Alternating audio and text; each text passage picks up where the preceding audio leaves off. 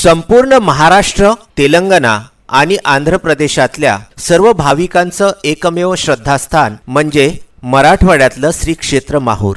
श्री क्षेत्र माहूर येथे 14/7/2014 रोजी धर्मदाय सहआयुक्त औरंगाबाद यांच्या आदेशान्वये विश्वस्त समितीची स्थापना करण्यात आली होती, ज्यामध्ये जिल्हा व सत्र न्यायाधीश नांदेड हे पदसिद्ध अध्यक्ष म्हणून, तर उपविभागीय पोलीस अधिकारी किनवट हे पदसिद्ध उपाध्यक्ष, उपविभागीय महसूल अधिकारी किनवट हे पदसिद्ध सचिव, तर तहसीलदार माहूर हे पदसिद्ध कोषाध्यक्ष नियुक्त केल्या गेले होते। आणि ज्या विश्वस्त मंडळाची नेमणूक करण्यात आली होती, तत्कालीन हैदराबादचे निजाम यांनी दिलेल्या मुंतकब नावाच्या एका पत्राच्या आधारे भवानीदास रेणुकादास भोपी आणि विनायक नारायणराव फांदाडे यांची विश्वस्त म्हणून नेमणूक करण्यात आली होती। मात्र यावेळी सर्वात मोठा प्रश्न असा पडला होता की ज्यावेळी व्ही.एस. पाडळकर यांनी चंद्रकांत बाबूराव भोपी, समीर राघोबा भोपी, श्रीपाद भार्गवराम भोपी, संजय रामभाऊ कान्नव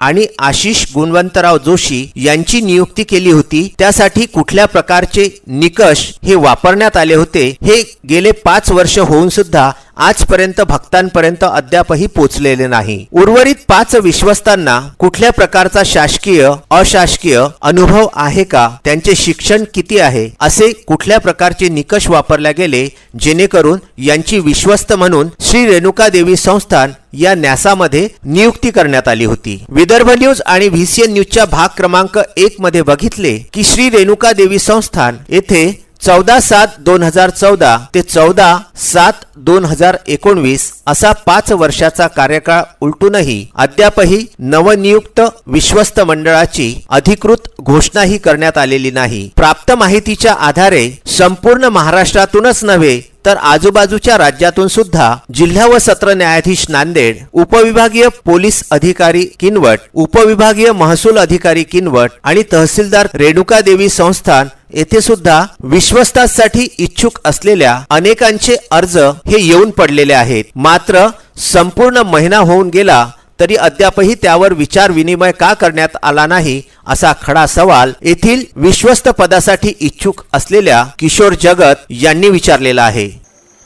त्यामुळे मी 23/8/2019 ला सहाय्यक धर्मदायक औरंगाबाद यांच्याकडे लेखी निवेदन दिले की माहूर येथील श्री रेणुका देवी संस्थान, मी माहूर येथील वंशपरंपरागत पुजारी आहे, आमच्या 5 पिढ्यापासून या संस्थानचे अधिकृत पुजारी आहोत।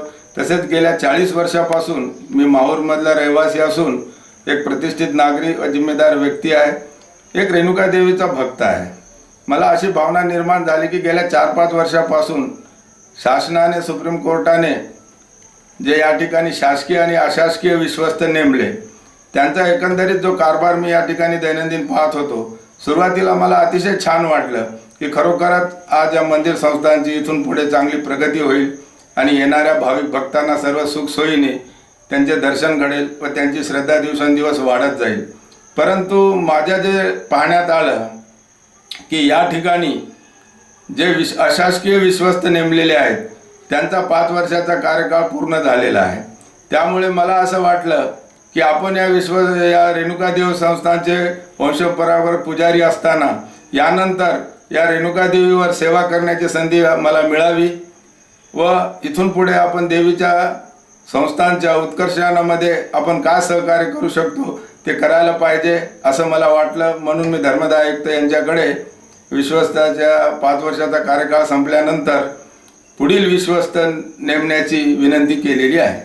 गेल्या 5 वर्षांमध्ये श्री रेणुका देवी संस्थान येथे अद्यापपर्यंत एकाही ई टेंडरची नोंद ही झालेली नाही आहे। शासनाच्या नियमाप्रमाणे जर ई टेंडरिंग येथे होत नसेल तर नक्कीच काहीतरी काळेबेरे झालेले असले पाहिजे, अशी संपूर्ण माहूरवासियांमध्येच नाही तर महाराष्ट्रातल्या भाविक भक्तांमध्ये जनचर्चा आहे। शिवाय ज्यावेळी अशासकीय सदस्यांची नियुक्ती झाली होती त्यावेळी बराच मोठा आर्थिक व्यवहार झाल्याची सुद्धा जनचर्चा होती। त्यामध्ये आता तत्कालीन व सध्या असलेल्या संपूर्ण सदस्यांची व विश्वस्तांची आर्थिक चौकशी होणे गरजेचे आहे, असेही अनेक भाविकांचे म्हणणे आहे। त्यामुळे तत्कालीन धर्मदाय सहआयुक्त यांचेपासून तर आज मितीस असलेल्या सर्व पदसिद्ध व अशासकीय सदस्यांच्या संपत्तीची आर्थिक चौकशी करण्यात का येऊ नये असेही अनेक भाविक भक्त हे रेणुका देवी संस्थांविषयी बोलताना उघडपणे बोलत आहे. अद्याप त्या पत्रावर आम्हाला कोणत्याही प्रकारचे लेखी अथवा तोंडी सूचना किंवा काही माहिती मिळालेली नाही आहे. यानंतर मी पुन्हा एकदा स्मरणपत्र धर्मदाय आयुक्त औरंगाबाद यांच्याकडे देणार आहे. त्यानंतर पुन्हा आणून 15 किंवा महिनाभर वाट पाहिल्यानंतर कायदेशीर जे मला सल्ला मिळेल किंवा वाटेल त्या हिशोबाने मी कायदेशीर या विरोधात जाईल. त्यामुळे श्री रेणुका देवी संस्थान येथील विश्वस्त मंडळावरील रोष हा वाढता आहे. येत्या नवरात्राला अल्पावधी शिल्लक असताना सुद्धा आज मितीस पदसिद्ध अध्यक्ष, उपाध्यक्ष, सचिव आणि धर्मदाय सह आयुक्त यांच्याकडून कुठल्याही प्रकारचा ठोस निर्णय हा का घेतला जाऊ नये याबद्दल जनमानसांमध्ये रोष दिसून येत आहे. माहुरगड येथून संजय घोगरे, राजू दराडे व विदर्भ न्यूजचे प्रबंध संपादक उमेश लोटे यांचा हा खास वृत्तांत.